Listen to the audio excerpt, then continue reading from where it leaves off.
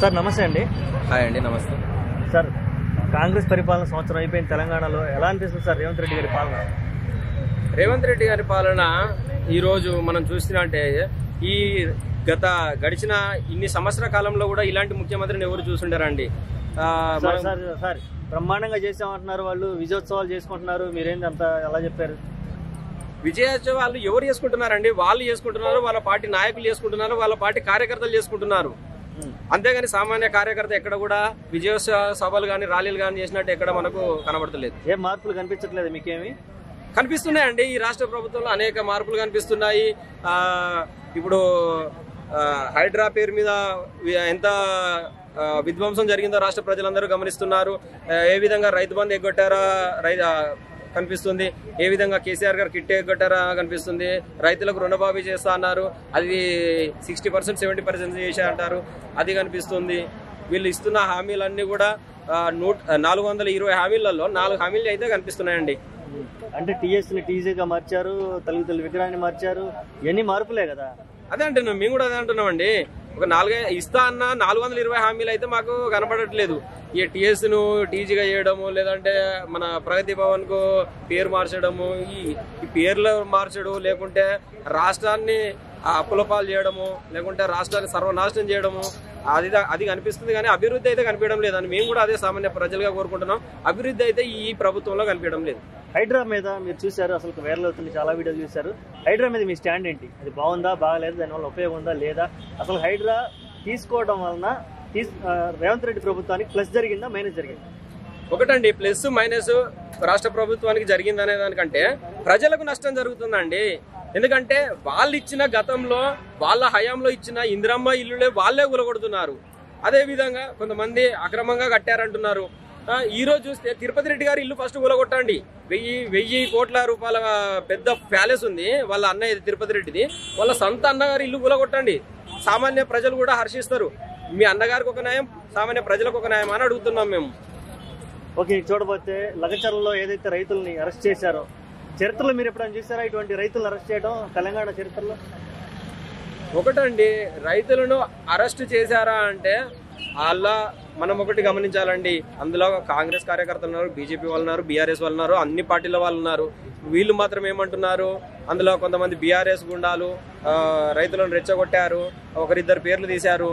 ఒకటండి, రైతులను రెచ్చగొట్టడానికి కారణం ఏమైతుందంటే అక్కడ అన్యాయం జరిగితే బీఆర్ఎస్ఏ కాదు, సామాన్య మానవుడు కూడా ప్రశ్నించే హక్కు ఈ దేశంలో ఉందండి.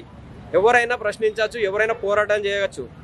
ఓకే, రాష్ట్రంలో చాలా ఇష్యూస్ ఉంటాయి, కేవలం అరెస్టుల పరమే నడుస్తుంది. ఒకవైపు అల్లు అర్జున్ అరెస్టు, అలాగే రైతుల అరెస్టు, నెక్స్ట్ చూడబోతుంటే మళ్ళీ కేటీఆర్ గారు అరెస్టు అంటున్నారు.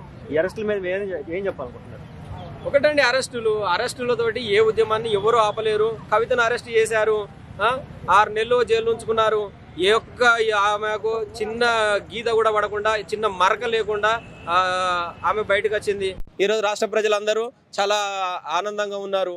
ఎందుకంటే ఈరోజు కేటీఆర్ గారిని జైలుకు పంపినా కూడా అదే విధంగా బయటకు వస్తాడు. మచ్చలేని నాయకుడు అంటే కేటీఆర్ గారు. ఈరోజు ఐటీని కానీ అనేక రకాలుగా ఈ హైదరాబాద్ని కానీ ఈ రాష్ట్రాన్ని అగ్రస్థానంలో నిలిపారు. దాన్ని మనం ప్రజలందరూ కూడా గమనించుకోవాలి. ఏమన్నా పరిస్థితి ఎలా ఉంది? కాంగ్రెస్ గవర్నమెంట్ సంవత్సరం నుంచి చూస్తున్నావు కదా, రేవంత్ రెడ్డి గారి పరిపాలన ఎలా? మాకన్నా ముందు మీకే తెలియాలి, తెలంగాణ రాష్ట్ర ప్రజలకు కూడా తెలుసు ఇబ్బంది ఎన్ని పడుతున్నారు, ఎంత ఇబ్బంది పడుతున్నారు. అసలు ఇది ఫీచర్ ఏంటి వీళ్ళది? ఆల్రెడీ అందరు ఆలోచన చేసే ఇచ్చారు. ఆయన అని బాగా చేస్తారేమో, ఈయన రేవంత్ రెడ్డి గారు సీఎం గారు తెలంగాణకి బాగా చేస్తారేమో, పెద్ద ఆయన ఉన్నారు కదా కేసీఆర్ గారు, ఆయనకన్నా ఎక్కువ చేస్తారేమో అనే ఉద్దేశంతో ఒక ఛాన్స్ ఇచ్చి చూశారు. కానీ మొత్తము నీళ్ళు అంటే ఏంటంటే ఏమీ లేదు. అందులో మట్టి కుండలో బంగారు వజ్రాలు ఉన్నాయని చెప్పాడు. అందులో చూస్తే ఉట్టి నీళ్లు లేవు, రాళ్ళు లేవు, ఏది లేదు, ఉట్టి కాలేదనమాట ఈ పలపాలన. అయితే ఫ్యూచర్లో కూడా వీళ్ళది రావుక వస్తుందని కూడా అవకాశం లేదు. ఇంకా ఎప్పటికీ ఇది నేలపైన ఉన్నట్టేది. ఇప్పుడు ఇలా ఉంది, కానీ రేపు ఫ్యూచర్ది ఏంటి? ఓకే, తర్వాత వచ్చారు స్టార్టింగ్ నుంచే ఆయన ప్రాబ్లమ్స్ స్టార్ట్ అయిపోయినాయి. ఏంటి ఇది బిల్డింగ్లు కూలగొట్టడము, చాలా చెత్తగా ఉందండి. ఎంత బాధపడుతున్నారండి, ఎంత బాధపడ్డారు. మధ్యలో మా దత్తాపూర్ రాజేంద్రనగర్ కాన్స్టిట్యున్సీ అక్కడ వచ్చారు, ఎంత బాధపడుతున్నారంటే ఇద్దరు వైఫ్ అండ్ హస్బెండ్ ఇద్దరు జాబే. అయితే ఆమె ప్రెగ్నెన్స్తో ఉన్నది, 6 months ప్రెగ్నెన్స్ ఉన్నది. ప్రెగ్నెన్స్ వచ్చి మొత్తుకుంటుంది, ఏడ్చుకుంటుంది ఆమె. ఏంటి మా పరిస్థితి, మేము ఇద్దరం జాబు, ఇద్దరం లోన్ తీసుకొని బిల్డింగ్ తీసుకున్నాం, హైడ్రామాన్ తెచ్చాడు, మేము ఏం చేయాలి ఇప్పుడు? ఎంత బాధపడి ఆమె మోరుకుందో అంత బాధపడ్డదండి. ఆ బాధ ఒట్టిపోదు కదండి. వాళ్ళు ఏమంటున్నారంటే మేము కష్టజీవితో దీన్ని లోన్ తీసుకొని దీంతో మేము ఈ లోన్ క్లియర్ చేసుకుంటామని ఒక ఆశతోని ఇల్లు ఆశ పెట్టుకొని ఇల్లు తీసుకొని మేము దాన్ని బట్టి లోన్ కట్టుకొని వెళ్తా ఉంటే మధ్యలో హైడ్రామా అని తెచ్చాడు. చాలా ప్రాబ్లం అండి ప్రతి ఒక్కరికి. తర్వాత అమ్మాయి మ్యారేజ్ పెట్టుకున్నారు, వాళ్ళు కూడా ఇప్పుడు అదే టెన్షన్లో ఉన్నారు, డబ్బులని దానికి పెళ్లికని పెట్టారు. ఇలా అనేసరికి వాళ్ళు టెన్షన్లో హార్ట్ పేషెంట్స్ ఉన్నారు, ఎంతో ఇబ్బంది పడుతున్నారండి. చాలా తప్పు, ఇది కాదు. తర్వాత సినోఫీల్డ్ అంటారు, సినోఫీల్డ్ ఇలా చేయడము కరెక్ట్ కాదు.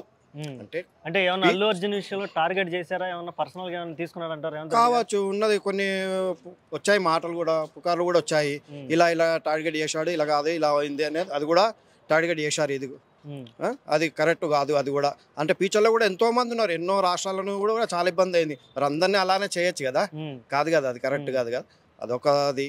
తర్వాత గ్యాస్ అన్నాడు, మహిళలకు 200-500 అది అన్నాడు, తులం బంగారం అన్నాడు. ఎంతమందికి ఇచ్చారండి? తులం బంగారం పక్కన పెట్టాలి, కళ్యాణ లక్ష్మి అన్న వస్తుందా? ఎక్కడండి, ఏది పెట్టినా రావట్లేదు. అందరూ బాధలో ఉన్నారు. ఎవరు ఏంటి సాటిస్ఫై ఇష్టంగా ఉంది. ఇది కాంగ్రెస్ పాలన బాగుంది, ఇంకా ఫ్యూచర్లో కూడా ఇంకా బాగుంటుంది అనుకునడానికి అవకాశం లేదు.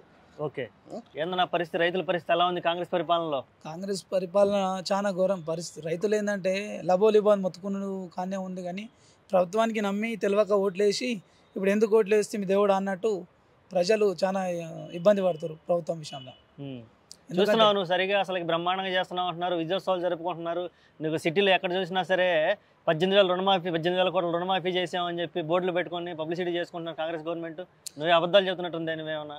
అయితే అబద్ధాలు అనేది ఏంటంటే విజయోత్సవాలు చేస్తారు, వాళ్ళ మనస్ఫూర్తికి చేస్తారు, కానీ ప్రజల్లో ఏముంది? ప్రజల పరిపాలన వాళ్ళకు ఇస్తామన్న హామీలు కూడా మేము గ్యారంటీ చేయలేము, ఎందుకు చేస్తామని చెయ్యమనే లెక్కల వాళ్ళు హామీలు ఇచ్చిర్రు కాబట్టి వాళ్ళు సంబరాలు చేసుకుంటారు తప్ప పబ్లిక్ లోపల, ప్రజల లోపల అనేది సంబరం ఎందుకు వచ్చిండు, ఈయన బొంద పెడితే బాగుండే, ఈయన్ని అనవసరంగా ఓట్లేసి మేము తప్పు చేసినామని కాడికి వచ్చి పబ్లిక్ కూడా అదే మాట్లాడుకుంటారు, ప్రజలు కూడా అదే మాట్లాడుకుంటారు.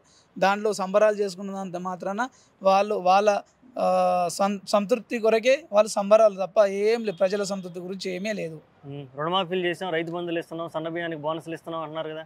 రుణమాఫీ విషయంకి వస్తుంది 30,000 కోట్లు అన్నారు. 2 లక్షల రుణమాఫీ ఉన్న వాళ్ళు కూడా మా నారాయణఖేడ్లో చాలా ఇబ్బందులు పడుతారు. ఆ 2 లక్షల రుణమాఫీ కూడా ₹1,00,000 1,20,000 వరకు అయింది. 2 లక్షలు కంప్లీట్ ఇప్పటికి కూడా కాలేదు. రోజు మా దగ్గరికి వస్తే కూడా రైతులు బ్యాంకుకి వెళ్తే కూడా ఇంకా కాలేదని చెప్తారు. కానీ ఇది కళ్ళబొల్లి మాటలు చెప్పి వాళ్ళు కాలము జరపడానికి తప్ప వాళ్ళు పనితీరు మాత్రం అసలు నచ్చట్లేదు. ప్రజల్లో కూడా ఇప్పటికే చాలా వ్యతిరేకత వచ్చింది. అలాగే సన్న బియ్యం వడ్లకు బోనస్ అన్నాడు.